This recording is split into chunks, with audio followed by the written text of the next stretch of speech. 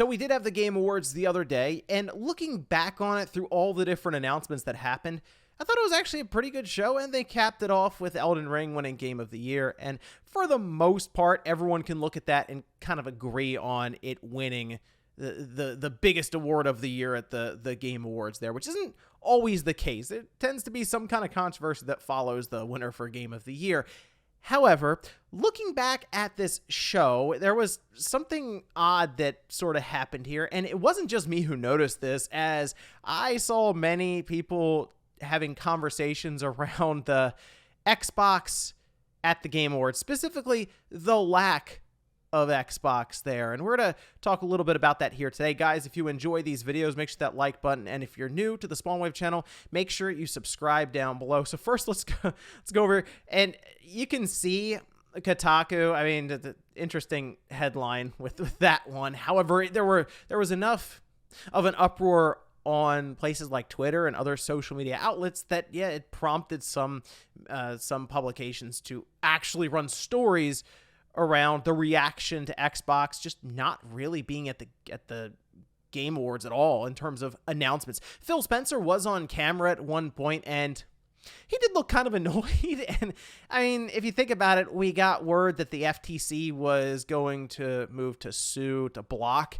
the Microsoft Activision Blizzard acquisition hours before this show happened. So I'm sure he's not sitting there in the best state of mind. He's probably pretty frustrated and annoyed, to say the least there. And then he has to kind of sit and watch this stuff happen for 3.5 to 4 hours.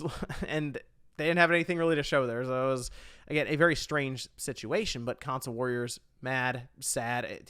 It definitely a headline that's maybe a bit over the top, we'll say, by Kotaku. But basically, they point out several people, which I saw Maddie put the tweet with Tony Snell and all zeros, comparing it to the Game Awards and Xbox's reveals. And essentially, there was enough of an uproar online that they were able to piece together an article around this. We also had this article that was posted by Ryan McCaffrey at IGN, where he said Xbox's Game Awards no-show is a slap in the face to players. Microsoft steps on yet another rake by ghosting the year's last big game reveal event. So yeah, a lot of Xbox fans and gamers and people who cover Xbox and Microsoft they're not having it after the no-show by Microsoft, which, hey, might mean I won't get yelled at as much when I make a critical video like this on Xbox. Sony was there, Nintendo was there. Basically, if either of them had just one announcement, it was more than what Microsoft had. So with Nintendo as an example, we had the Bayonetta Origins game. It's an interesting looking game, I'll say. It's not really one that I'm now like, oh, really excited for, but it was interesting, different, original. It's another Bayonetta game. Fire Emblem Engage DLC. DLC before the game comes out, I know, but it's still some kind of announcement there of more content to come that you get to buy before the game comes out. And for PlayStation, we did have the Horizon Forbidden West downloadable content. That's very exciting. A couple of months after the year anniversary for the release. Death Stranding 2 and Final Fantasy 16. So neither of those games are from Sony, specifically their first-party studios, even though Death Stranding 2 is technically using their Decima engine, but that is from Hideo Kojima's studio. And obviously, Final Fantasy 16 is Square Enix. That doesn't really matter, though, because at the end of the entire trailer, it's just for the PlayStation 5, so it's an exclusive title that works to align itself with the PlayStation brand. But the thing that's interesting about Microsoft is that's the company that I figured would have had the presence at the Game Awards. I wasn't so sure that you would see something from Sony, especially not Nintendo. I would have bet it all that Microsoft would have one announcement. If we went into that ahead of time and you said there nothing from Microsoft, I would have had a very hard time believing that. And the reasoning there is because there are still several games that are supposed to be coming out in the first half of 2023. And these are larger titles, specifically 3 of them.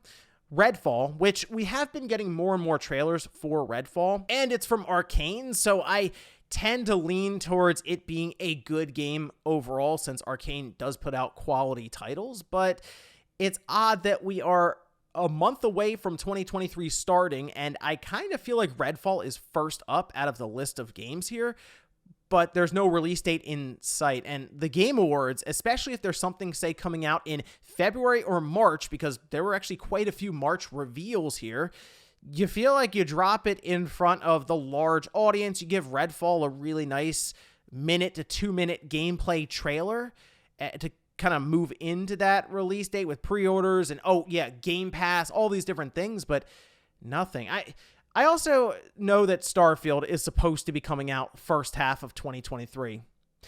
I gotta admit, it not being at the Game Awards in some capacity kind of makes me think that game might end up outside of the first half of 2023. It's a big game.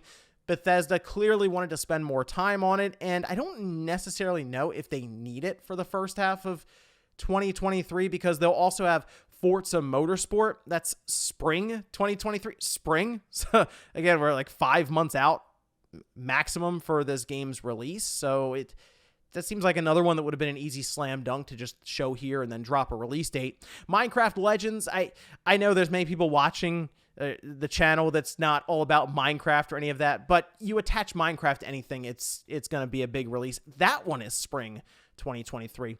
Stalker 2 is supposed to come out in 2023. That is the circumstances outside of their control with the entire Ukraine-Russia situation that is ongoing. So they still say they're planning to get it out in 2023, but I wouldn't necessarily hold them to it, because who knows what else could be happening over there. But then just moving away from the games that are already supposed to be coming out in the first half of 2023, there's a whole list of titles that they could just show, and sure, they could just put 2023 on there as a second half release. They could put 2024 on it. They could do a debut of gameplay, and those are titles like State of Decay 3, Avowed, which you feel like Avowed would be a good one to at least show some sort of gameplay for, but Hellblade 2, that was already at the Game Awards last year, and it is not only a no-show here, but we still have no indication as to when that one is coming out. Perfect Dark, I still don't expect to see Perfect Dark anytime soon, even though Crystal Dynamics they're very good at these types of games, kind of the third-person action-adventure titles. The fact that they came on, I don't say recently, but somewhat recently, it seems like that one is still a couple of years off. Fable, sort of the same deal there. The Outer Worlds 2 is probably even further out than that. Everwild, Indiana Jones. I mean, the list is staggering of titles that Microsoft has in development that we've seen very little of when it comes to the gameplay side. We did have Aaron Greenberg at least respond on Twitter after, I'm sure, seeing all the different reactions and even confusion online, where he said, "We have a lot planned to show and share about an incredibly exciting year ahead for 2023. Appreciate folks are eager to learn and see more. Timing is always key, but don't worry, you will not have to wait too long for what's next from us." And I've continued to say that I think 2023 is really the year that things will get moving for Microsoft, and you feel like you want to really lean into that if you're Xbox and just get things moving at this big show that's right there in front of you when it comes to marketing potential.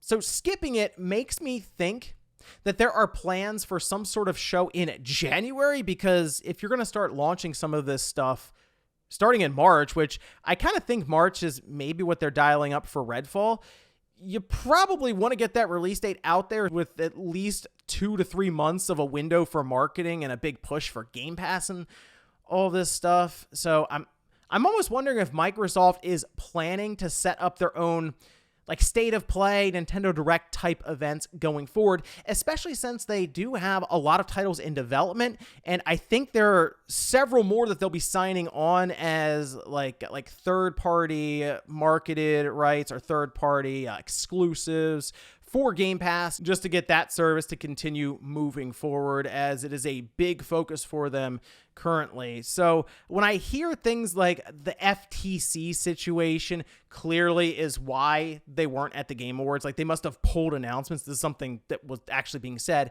I can't get behind that, because this is something that's going to be ongoing for a while. They were trying to close it by mid-2023, I think June. With the FTC getting involved like this and the potential for it going up the ladder in the court system, guys, this might be years. Like, this thing could be going on for a while. I mean, none of us really know, but the fact that it is not smooth sailing for Microsoft so far, and now it appears the FTC is moving to sue and block the entire acquisition of this size, nearly $70 billion. I kind of think they're going to have to extend the plans of when it was going to close, which means, do you really think they're going to be dealing with this and pulling out announcements and pushing things back for the next year or two because of this FTC situation? It doesn't make any sense. I mean, I think it's as simple as Microsoft just decided to skip the Game Awards for some reason, despite having so many titles that are known to be coming out in the next 6 months. And this is a show where they've had a pretty serious presence. And I mean, we've talked about how they showed Perfect Dark at one of these. They, of course, had Hellblade 2 there twice. The Xbox Series X was shown for the first time. A brand new console generation was kicked off at the Game Awards, technically between the PS5 and the Series X with its first appearance. So it's just odd that they weren't prepared with something as simple as Redfall's release date, or even Forza Motorsport, which spring 2023. It's fairly narrowed down compared to even the other two, which are first half of 2023. So I'm not surprised that people are frustrated and are even a touch concerned as to what's going on with Xbox now. So the best case scenario is that they have plans to really kick things off with 2023, some sort of January Xbox event. And I do think it's time they figured out some sort of event that they can bring people together for, and not like they tried to do Inside Xbox once a month or something. That didn't work because they didn't have enough content to fill out once a month. None of these companies really do. So they went to like a quarter, then they kind of forgot about that. And I think if they just come up with their own State of Play or Nintendo Direct event and not try to promise a certain amount per year or anything, just kind of go with the flow. When you have enough stuff to present to people, then you announce it and you just kind of move along. So that's what I would hope, since going forward, it seems like with the number of studios and projects that they have in development, they could have big time releases every single quarter. But let me know what you guys think about this situation down below with Xbox not being at the Game Awards and some of their reactions online currently. Do you think it's overblown and people are frustrated and concerned for no reason? Or do you think there are some legitimate issues going on heading into 2023 for Microsoft? Thanks guys for watching, and I'll see you next time.